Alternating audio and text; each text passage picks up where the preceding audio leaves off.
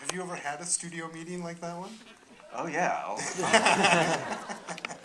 No, I was saying when I pitched, I went into Warner Brothers and I pitched. I wanted to do a musical version of House of Wax starring Michael Jackson, and it met with even a worse response. So, yeah,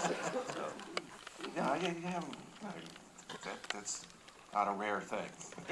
Do you remember when you first saw an Ed Wood movie? Oh yeah, well, Plan 9, because it looked like it had been shot in Burbank, so it was a strange movie where I felt it was actually like happening like right down, because I lived near a cemetery, and it looked like it was shot like right in the neighborhood of where I live, so it had a strong impact on me. And what attracted you to him as a subject for a movie? Well, because it's the delusional thing of filmmaking. You know, every filmmaker I think has it. You know, it's like when you read Ed Wood's like biography, you know, he's talking about Plan 9 like he's making Star Wars. You know, and it's like I think every filmmaker, you know, you go in with, you know, the best of intentions, and it's quite delusional, and it's quite, you know, and the kind of weird family that you create in the sense of the film, and that he had this weird group of people that he was around, and so it just felt very much like what you go through as a filmmaker, and so that was a special movie for me, those themes.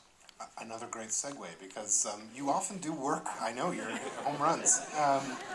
You often do work with the same people. Johnny Depp, Helena Bonham Carter, of course, Danny Elfman, who's done so many of your scores, the brilliant costume designer Colleen Atwood. How does this ongoing relationship with the talent around you affect the way you approach making movies? Well, you know, it's nice to work with people you worked with just because you see them do different things, and that's fun. But you know, when you make a film, you have to mix it up. So you're always using new people, and I like that too. I mean, it's nice to stir it up a little bit. But you know, for me, since I don't really like to speak very much, it's nice to work with them because I can just grunt or wave my arms, and they know what I mean. You know, so that's kind of good. But no, the main thing is to see people grow and try different things, and that's always fun. Another one of the collaborators you've worked several times with is the animator Henry Selick, with whom you really revitalized the art of stop motion animation with the wonderful Nightmare Before Christmas. What attracted you to stop motion really as an art form? Well, I mean, I designed that many years ago, and the thing is that I kept holding out because you know I got offered to do it for like a cell animation thing or whatever, but the whole inspiration for me was kind of those holiday specials like the Grinch and mainly Rudolph the Red-Nosed Reindeer, the Rankin and Bass. So that had a very strong, you know, childhood memory for me, and also, you know, loving Ray Harryhausen. It just felt to me like that was the proper medium, you know, and so it took basically 10 years to get that to even get started because you know, they didn't really want to do it. So, but it was the right thing to do in the right time and the right group of people, great group of artists. It's interesting that the Rankin and Bass would have been the inspiration, because the movie's, while similar, is quite Tim Burton, a version of those stories. Yeah, well, I mean, I think a combination of like the Grinch and Rudolph, you know, if you kind of weirdly melded them together, you know, that's was in my mind a bit. This also had a full-blown, you know, song, actual score to it with singing, and how did that work for you? Well, again, it was a very strange movie.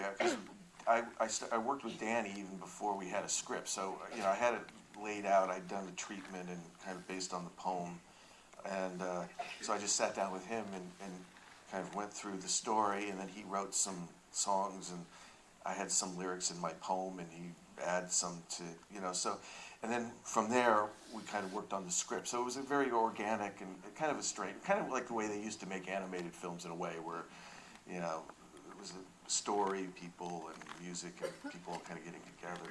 And how did you first come to collaborate with Danny Elfman in the first place? Well, I used to go, when I was a student, I used to go see his band in clubs in LA. So, and the music was always very, I thought, theatrical and kind of like movie score stuff. So, you know, when I got the opportunity to make movies, I just asked him, and so we kind of started at the same time in a certain way. You know, I didn't know what I was doing, he didn't know what he was doing, and Nothing's changed. Well, let's take a look at a scene from The Nightmare Before Christmas.